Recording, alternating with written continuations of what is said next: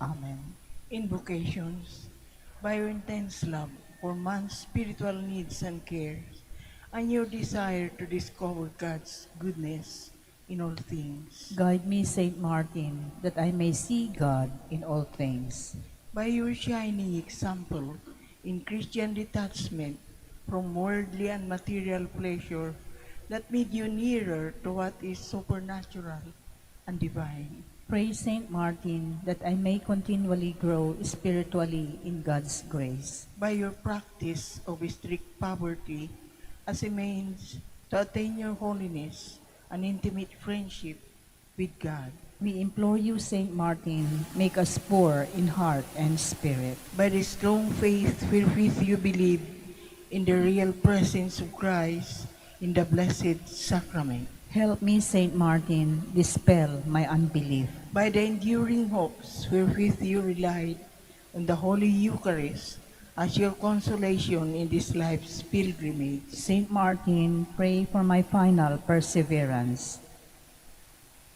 By that charity wherewith you were united to Christ, immolated on the cross. Saint Martin, obtain for us the grace that will fill us with love for God and our neighbor. By the purity of heart wherewith you have preserved your innocence. Help us, Saint Martin, possess a pure heart that we may serve God. By your vow of chastity wherewith you have consecrated yourself to a greater service to God and His people. Lead us, Saint Martin, to a more dedicated service to our Christian community. By that self-denial wherewith you have mortified your flesh. Pray for us, Saint Martin, that we may overcome evil and not fall into temptation. Prayer. O Lord, you have given to the world a glorious example from our hearts to the humble heart of your crucified Son, Jesus Christ our Lord. Amen. You may now ask for the favor you wish to obtain through the intercession of Saint Martin. Our Father who art in heaven, hallowed be thy name. Thy kingdom come, thy will be done on earth as it is in heaven. Give us this day our daily bread, and forgive us our trespasses, as we forgive those who trespass against us. And lead us not into temptation, but deliver us from evil. Amen. Hail Mary, full of grace, the Lord is with you. Blessed are you among women, and blessed is the fruit of your womb, Jesus. Holy Mary, Mother of God, pray for us sinners, now and at the hour of our death. Amen. Glory be to the Father, and to the Son, and to the Holy Spirit. As it was in the beginning, is now, and will be forever. Amen. Prayer of petition. Saint Martin de Porres, you always had sympathy for the poor and those who were suffering. We need your help and now ask for it with great confidence in your goodness and power. The favors you receive from God encourage us now to ask for your intercession. We ask you most humbly to befriend us and assist us from your place in heaven. When you were here on earth, you spent your life loving God and your neighbor. Now that you live in the presence of God, intercede for us and beg the divine physician to give us health of soul and body. Amen. Litany in honor of Saint Martin de Porres. Lord, have mercy on us. Lord, have mercy on us. Christ, have mercy on us. Christ, have mercy on us. Lord, have mercy on us. Lord, have mercy on us. Christ, hear us. Christ, graciously hear us. God the Father in heaven, Have mercy on God the us. Son, Redeemer of the world, Have mercy on us. God the Holy Spirit, Have mercy on Holy us. Trinity, one God, Have mercy on Holy us. Mary, Pray for us. Holy Mother of God, Pray for us. Saint Martin, ever in the presence of God, Pray for us. Saint Martin, faithful servant of Christ, Pray for us. Saint Martin, perfect adorer of the Holy Eucharist, Pray for us. Saint Martin, ardent devotee of the Mother of God, Pray for us. Saint Martin, lover of Mary's Rosary, Pray for us. Saint Martin, honored son of Saint Dominic, Pray for us. Saint Martin, paragon of humility, Pray for us. Saint Martin, performing menial tasks with holy ardor, Pray for us. Saint Martin, model of obedience, Pray for us. Saint Martin, strong in self-denial, Pray for us. Saint Martin, lover of heroic penance and mortification. Pray for us. Saint Martin, totally given to holy poverty. Pray for us. Saint Martin, shining example of worldly and material detachment. Pray for us. Saint Martin, apostle of mercy. Pray for us. Saint Martin, vain minister of charity. Pray for us. Saint Martin, miraculously conveyed to far distant lands. Pray for us. Saint Martin, seeking the conversion of sinners. Pray for us. Saint Martin, protector of the tempted and the repentant. Pray for us. Saint Martin, compassionate to the sorrowful. Pray for us. Saint Martin, consoler of the afflicted. Pray for us. Saint Martin, peacemaker of all discord. Pray for us. Saint Martin, healer of the sick and suffering. Pray for us. Saint Martin, father of the poor. Pray for us. Saint Martin, helper of those in distress. Pray for us. Saint Martin, guardian of the homeless. Pray for us. Saint Martin, comforter of the dying. Pray for us. Saint Martin, promoter of interracial brotherhood. Pray for us. Saint Martin, patron of social justice. Pray for us. Lamb of God, you take away the sins of the world. Spare us, O Lord. Lamb of God, you take away the sins of the world. Graciously hear us, O Lord. Lamb of God, you take away the sins of the world. Have mercy on us. Closing prayer. Saint Martin de Porres, I turn to you in my sorrow to ask for your friendly protection. Intercede for me with your merciful Father, so that I may be truly sorry for all my sins and be freed from the evils that afflict me. Ask that I might have something of your spirit of love and self-sacrifice, and so be at all times resigned to God's holy will. O Heavenly Father, in the name of your Son and his beloved Mother, and by the merits of your faithful servant, Saint Martin de Porres, help me in my needs. Amen.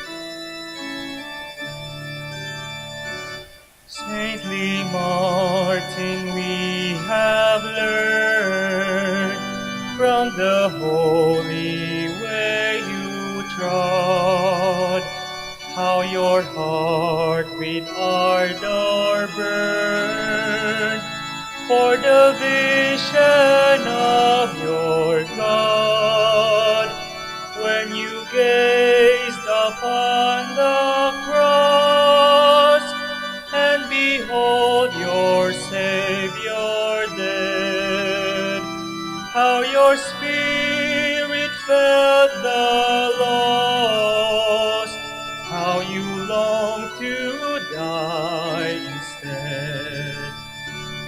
In the sick, the weak, the poor, you beheld the friends of Christ, and you hasten to the door where affliction held its thrice.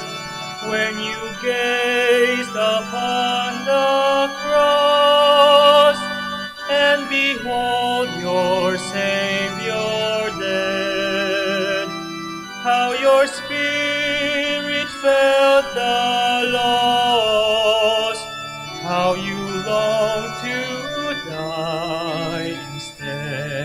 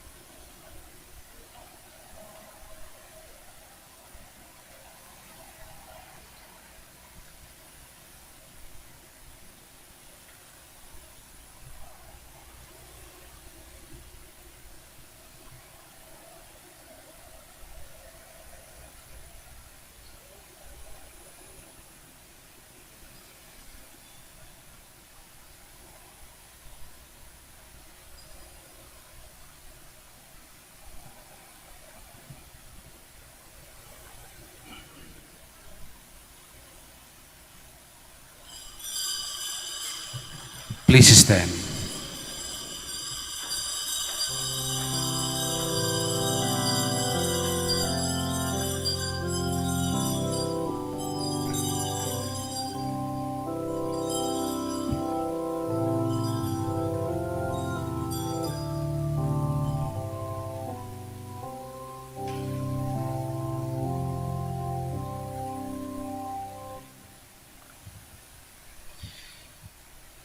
If you, O Lord, should mark iniquities, Lord, who could stand? But with you is found forgiveness, O God of Israel. We begin our celebration.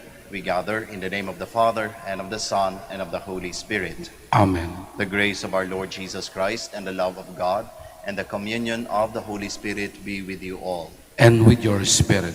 Sisters and brothers, let us now acknowledge our sins and so prepare ourselves to celebrate the sacred mysteries.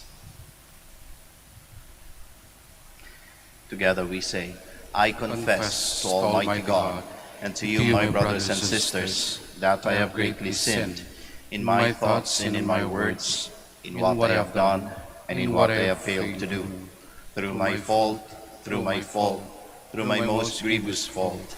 Therefore I ask to Blessed Mary, ever Virgin, all the angels and saints, and you, my brothers and sisters, to pray for me to the Lord our God. May Almighty God have mercy on us, forgive us our sins, and bring us to everlasting life. Amen. Lord, have mercy. Lord, have mercy. Christ, have mercy. Christ, have mercy. Lord, have mercy. Lord, have mercy. Let us pray. May your grace, O Lord, we pray, at all times go before us and follow after, and make us always determined to carry out good works. Through our Lord Jesus Christ, your Son, who lives and reigns with you in the unity of the Holy Spirit, God, forever and ever. Amen. Please be seated.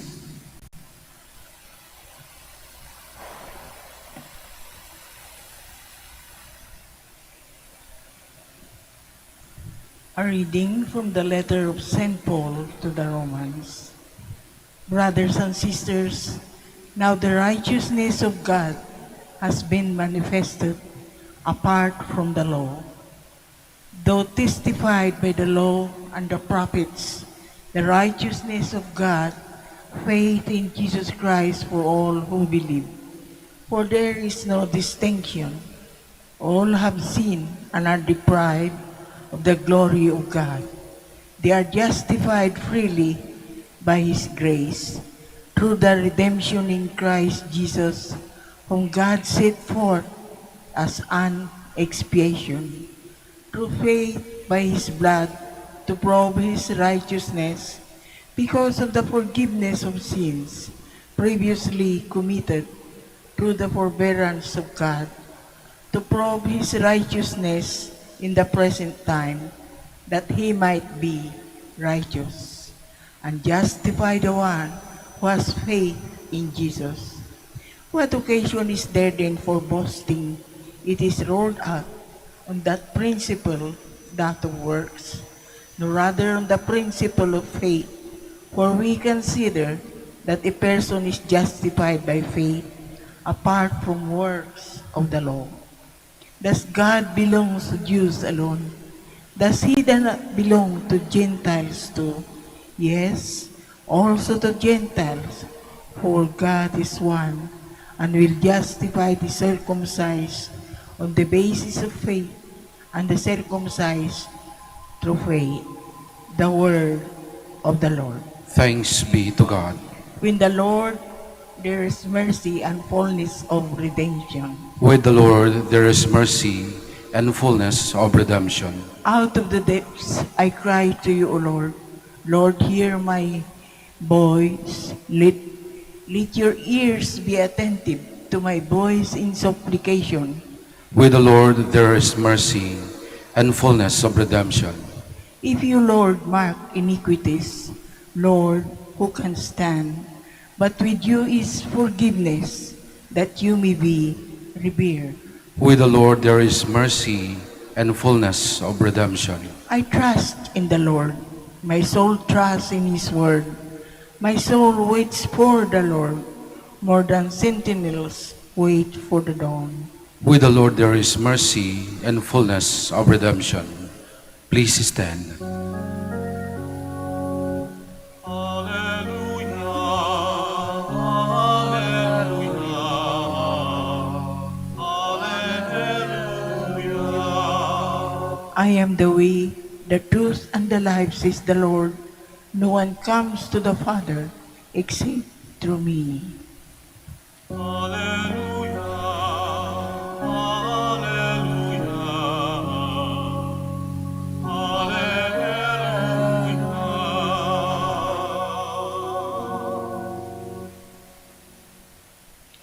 The Lord be with you.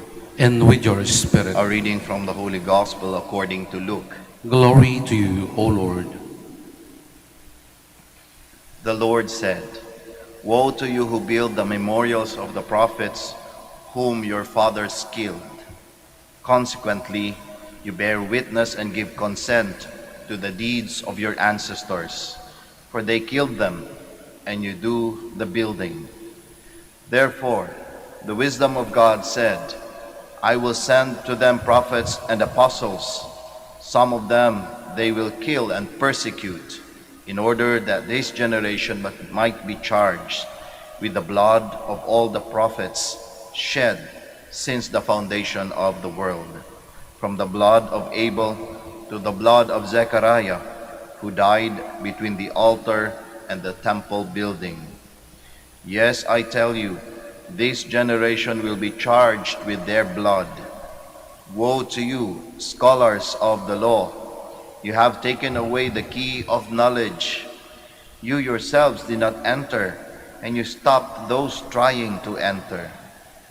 When Jesus left, the scribes and Pharisees began to act with hostility toward him and to interrogate him about many things, for they were plotting to catch him at something he might say.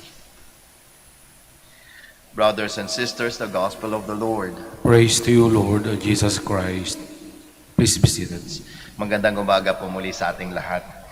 We heard in our Gospel today the encounter of Jesus with the scribes and Pharisees. And we have the feeling that it was an intense encounter. It was an intense dialogue. For the words of our Lord Jesus Christ were very hard. It was tough. He was saying all of these words, woe to you. Sa ibang interpretation, curse to you, towards the scribes and Pharisees. And Jesus, we know, was doing this to wake up the religious leaders of those times. Sila yon, yung mga Pharisees at mga scribes. He wanted to straighten their way of leadership. Kasi mayroong problema doon sa pagpapatakbo o paggagabay nitong mga religious leaders ng panahon niya, ng mga scribes and Pharisees. And what were those problems that Jesus identified? That we might say, Jesus is calling out these leaders and He's challenging them to change these things. Ano ba yung mga bagay na yon? Una, itong mga religious leaders sa panahon ng ating Panginoong Jesucristo, yung kanyang mga na-encounter, were people who were supposedly expected to lighten the burden of the people. Alam natin na yung buhay pananampalataya is something that is not easy. That is our experience today, and it has been ever since. We know that. Because the one whom we are following is someone who is perfect. And yun yung aim natin. Ang ating Panginoong Diyos is someone who is perfect. And yun yung gusto nating marating. And we know, being perfect is not easy. Maraming pagkakataon na nagkakamali, sumasablay tayo sa buhay ng pananampalataya natin. Alam natin yun. And it has been the same even in the time of Jesus. Actually, even before Jesus came, ganun yung nangyayari. Kaya makailang beses nating marinig ang mga anak ng Diyos ang nation ng ating Panginoon, ang Israel, na ilang beses na tumalikod sa Kanya. Makailang beses. Kasi alam nating hindi madali. Ngunit ang ating Panginoong Diyos, dahil sa Kanyang pagmamahal, sa Kanyang mga anak, patuloy na nagpapatawad. Patuloy na ibinabalik ang Kanyang mga anak sa Kanyang presensya, sa Kanyang grasya. So ang ginagawa ng ating Panginoong Diyos is somehow lightening the load, the heavy load of sinfulness, the heavy load of not living in the presence of God. He lightens it by granting His sons and daughters mercy. Kaya nga, the greatest act of mercy is His Son being sent to us for us to be saved. Hindi ba? So, ganun lagi yung dynamics ng ating Panginoong Jesucristo, ng ating Panginoong Diyos. And that is why, how the religious leaders of Jesus' time is doing their craft is something that is not in accord with the reality of God. Kasi kung ang ating Panginoong Diyos lightens the load of His people, itong mga religious leaders who are expected also to lighten the load, lalo pang pinapahirapan ang mga tao. Lalo pang pinapahirapan. Ang ginagawa nila, basta ibabagsak na lang sa kanila yung katotohanan. Oy, ikaw, may kasalanan ka. O ikaw, mali yung ginagawa mo. And that was it. O di ba, ang bigat-bigat sa pakiramdam? They were not guiding the people towards their salvation, towards the redemption that could lighten the heavy heart that they are experiencing. Alam naman nila nagkakamali sila eh. Alam naman nila nagkakasala sila eh. Now, the religious leaders are supposedly, inaakay niya yung mga taong ito na makatayo uli. Pero ang ginagawa, tinatadyakan pa, inutulak palalo dun sa bangin kung saan nahuhulog na yung mga tao, making their burdens all the more heavy for them to carry. And that is why our Lord Jesus Christ is calling them out. Hindi ganyan. Hindi ganyan pag religious leader ka. What is expected of you is to lighten the load of your brothers and sisters. Lalong-lalo na sa buhay pananampalataya nila. Yun. Doon medyo sablay ang religious leaders sa panahon ng ating Panginoong Jesucristo. That's why He's calling them out. Ano yung pangalawang bagay na parang supposedly sablay itong mga religious leaders, itong mga scribes and Pharisees. Kaya maanghang ang salita ng ating Panginoong Jesucristo. Well, it was very evident that these religious leaders in the time of Jesus were very much addicted to their power. Hindi may kakaila na kung meron kang posisyon sa simbahan, whatever that position be, meron kang kapangyarihan. In that sense. Meron kang kapangyarihan. Now, these religious leaders became addicted to it. Na ang tingin nila, ang kapangyarihan na yon, dahil ito sa effort ko. Ako yung nag-aral tungkol sa pananampalataya. Ako yung sumunod ng talagang to the dot kung ano yung nasa batas natin. Kaya pinaghirapan ko to, kaya itong kapangyarihang ito, akin to. Ganun yung mga salita nila, akin to. At walang basta-bastang makakakuha nito. At ang gusto pa nila, dagdagan pa nila yung kapangyarihan nila. Paano?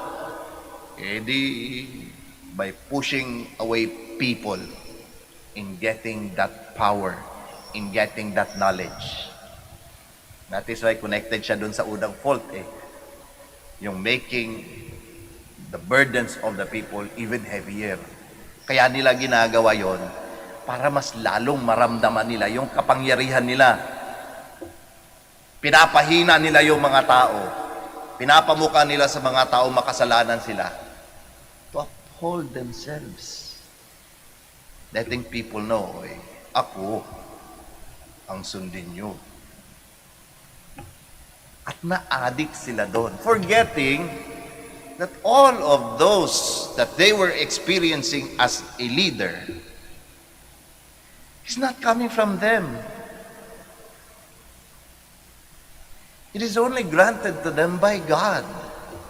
And they are only instruments of the power of God to lift the spiritual life of the people.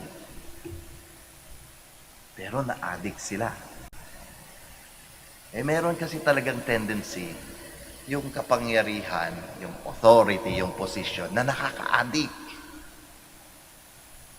Na hindi na basta-basta binibitawan. Kita naman natin dyan sa state natin, hindi ba? Ay yung bang tipong dahil addict na talaga sa posisyon, sa kapangyarihan, pumapatay pa ng ibang tao. Walang kakonsekonsensya para lang makamit ang kapangyarihan. O, di ba? Na-addict Di ba ganun yung addict, hindi na alam kung anong ginagawa, makamit labang yung kinaaadikan. O, ganun yung nangyayari. And if that is something true to our society, it is also true sa ating simbahan. Kasi meron din kapangyarihan ito No wonder we hear religious leaders doing scandalous things.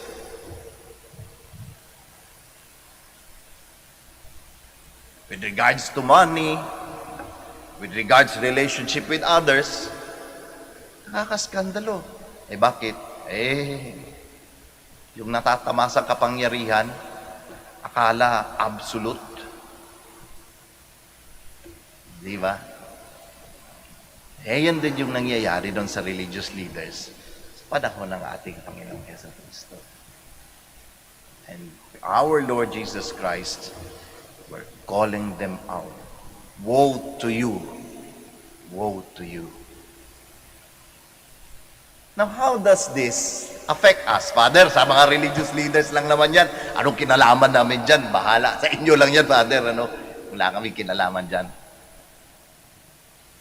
I would like to remind everyone that all of us being baptized has that role to be a leader. That is why by virtue of baptism, we receive those functions, kung matatandaan nyo, 3 functions. The priestly function, the prophetic function, and the kingly function. Lahat yan present sa ating lahat na nabinyagan.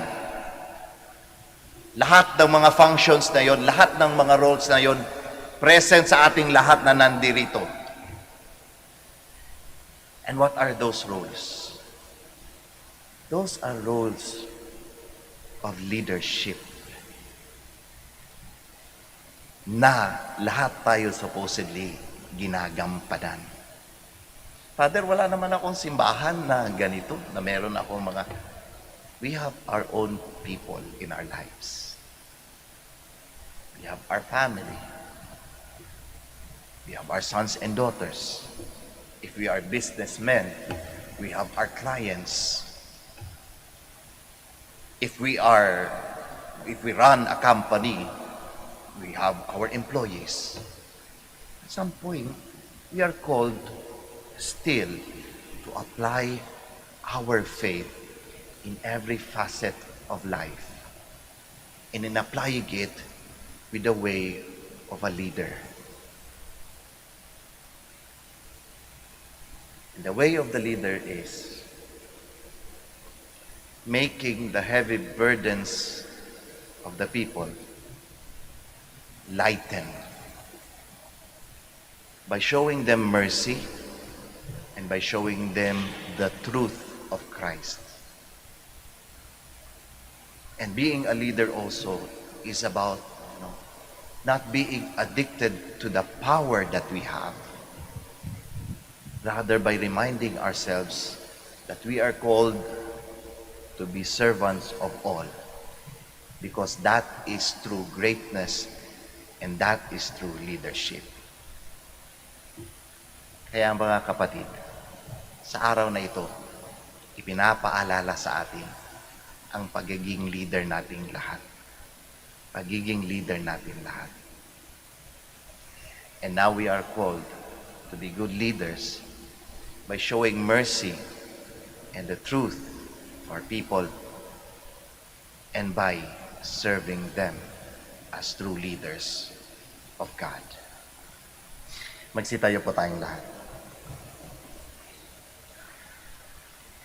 We ask our Lord to help us to be sincere in our actions as leaders. In every petition, let our answer be, Lord, hear our prayer. Lord, hear our prayer, that in our lives as members of the people of God, we may fulfill the demands of the gospel by our constant witnessing. Let us pray to the Lord. Lord, hear our prayer. That we may avoid doing things for the sake of conformity or appearances, let us pray to the Lord. Lord, hear our prayer. That those discouraged by our displeasing manners and behavior may return to worship by our renewed life, let us pray to the Lord. Lord, hear our prayer. That the sick may see the healing hand of God in their trials and difficulties, let us pray to the Lord. Lord, hear our prayer. That those who have departed from this life may be received into eternal glory, let us pray to the Lord. Lord, hear our prayer. Now in the silence of our hearts, we offer our personal and our particular intentions, and we also pray for the intentions of this Mass.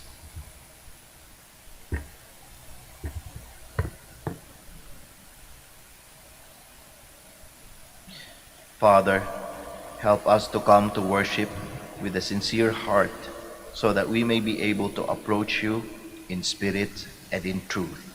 We ask this through Christ our Lord. Amen. Please be seated.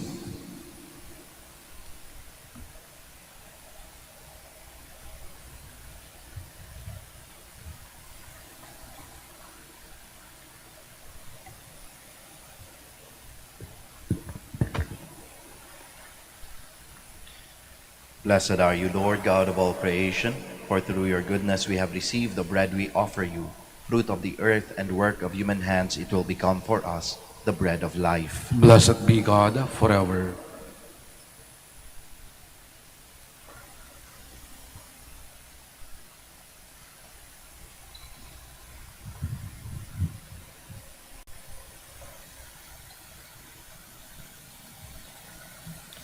Blessed are you, Lord God of all creation, for through your goodness we have received the wine we offer you, fruit of the vine and work of human hands. It will become our spiritual drink. Blessed be God forever.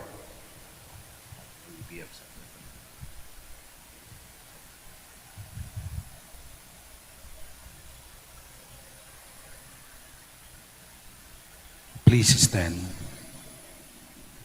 Pray, my dear friends, that your sacrifice and mine may be acceptable to God, the Almighty Father. May the Lord accept the sacrifice at your hands for the praise and glory of his name, for our good and the good of all his holy church. Accept, O Lord, the prayers of your faithful with the sacrificial offerings, that through these acts of devotedness we may pass over to the glory of heaven.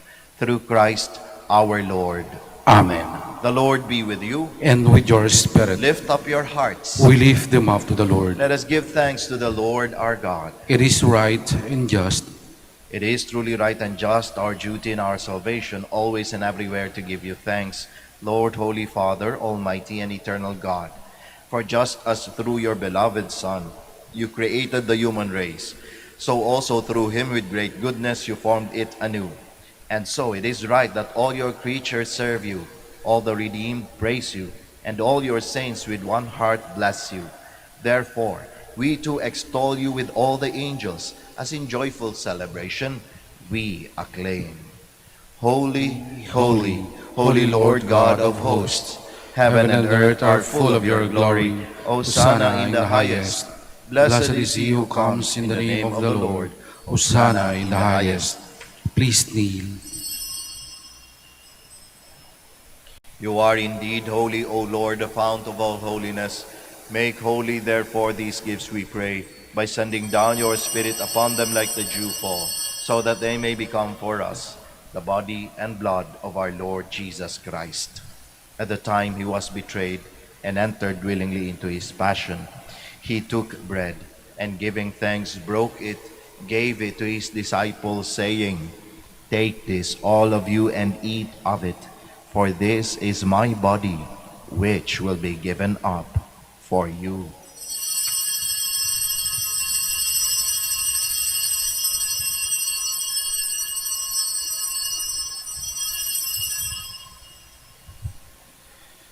In a similar way, when supper was ended, he took the chalice, and once more giving thanks, he gave it to his disciples, saying, "Take this, all of you, and drink from it, for this is the chalice of my blood, the blood of the new and eternal covenant, which will be poured out for you and for many, for the forgiveness of sins. Do this in memory of me."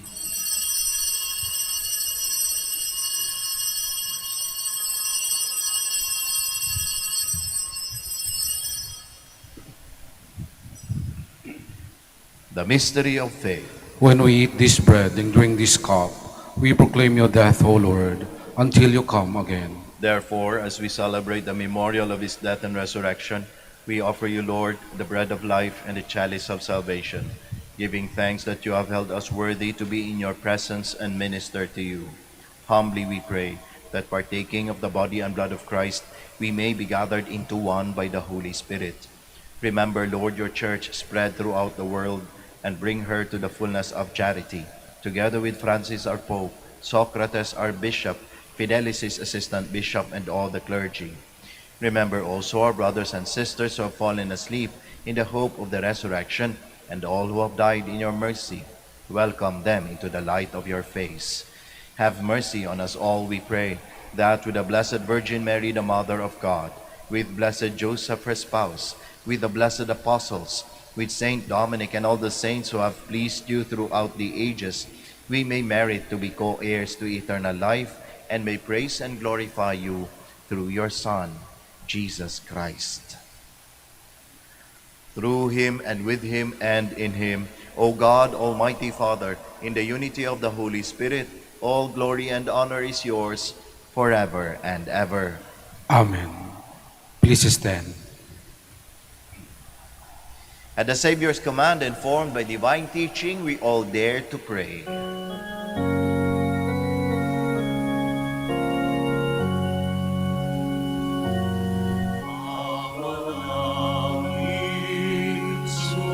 Sumasalangit ka, sambahin ang ngalan mo, mapasa amin ang kaharian mo,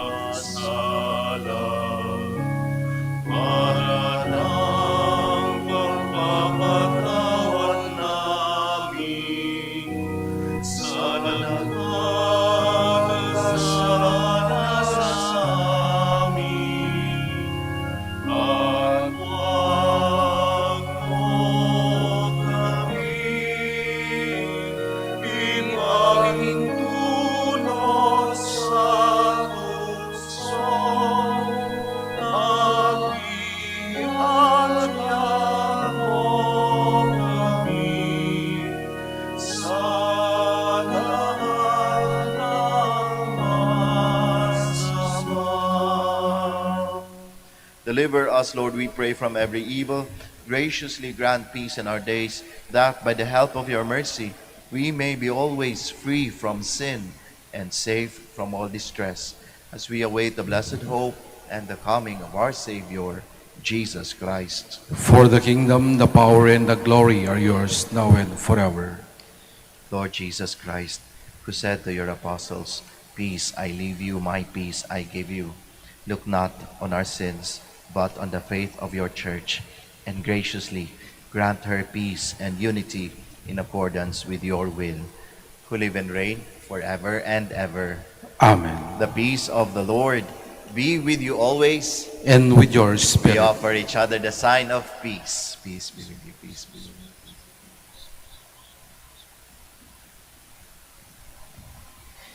Lamb of God, You take away the sins of the world, have mercy on us.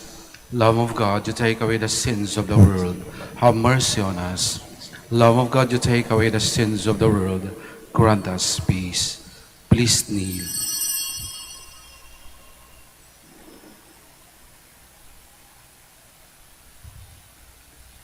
behold Jesus, the Lamb of God, the Son of Mary. Behold him who takes away the sins of the world. Blessed are those called to the supper of the Lamb. Lord, I I'm am not worthy that you should enter under my roof, but only say the word, and my soul shall be healed.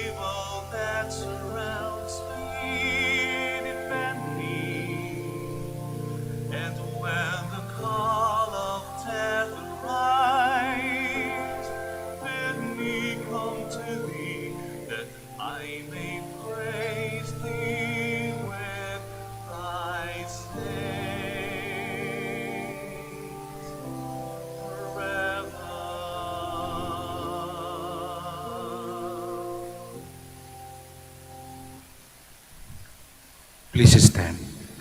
Let us pray. We entreat your majesty most humbly, O Lord, that as you feed us with the nourishment which comes from the most holy body and blood of your Son, so you may make us sharers of his divine nature, who lives and reigns forever and ever. Amen. Bago po tayo magtapos ng ating misa, ako po'y magpapasalamat sa ating lector, sa ating commentator, sa ating acolyte and Eucharistic minister, at sa inyong lahat po na nakiisa sa misang ito. Maraming salamat. Ingat po tayo sa ating pag-uwi at nawabaunin niyo pong pagpapala ng ating Panginoong Diyos sa pamamagitan ng ating mahal na ina, ang Birhen ng Santo Rosario ng Manaoag. Muli po, maraming salamat. The Lord be with you, And with your spirit. and may Almighty God bless you all, the Father, the Son, and the Holy Spirit. Amen. The Mass is ended. We all go in peace. Thanks be to God. We shall now have the prayer for the blessing of the sick and the blessing of our rosaries and other religious articles. Our help is in the name of the Lord. Who made heaven and earth. Let us pray. God, our Almighty Father, by your blessing you give us strength and support in our frailty. Turn with kindness towards our brothers and sisters. Free them from all illness and restore them to good health through the intercession of Our Lady of the Rosary of Manaoag, so that, in the sure knowledge of your goodness, they will gratefully bless your holy name. We ask this through Christ our Lord. Amen. In memory of the mysteries of the life, death, and resurrection of our Lord Jesus Christ, and to the honor and glory of the Blessed Virgin Mary, Mother of Christ and Mother of the Church, Our Lady of the Rosary of Manaoag, may these rosaries, images, candles, oils, and other religious articles, our devotees and pilgrims, be blessed and made holy. In the name of the Father, and of the Son, and of the Holy Spirit. Amen.